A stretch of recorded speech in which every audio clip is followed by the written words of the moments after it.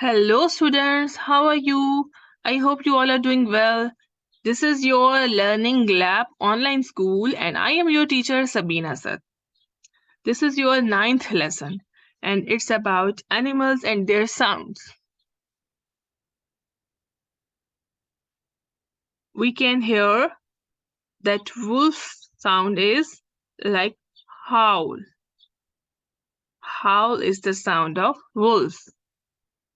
I will share a song with you, and you can listen different sounds of different animals. As the sound of wolf is howl. A wolf howls, and a cat mews. Cat mews, and a duck quacks. Quack, quack. The sound of the duck is quack.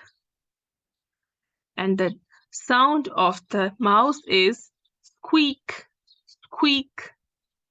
This is the sound of mouse.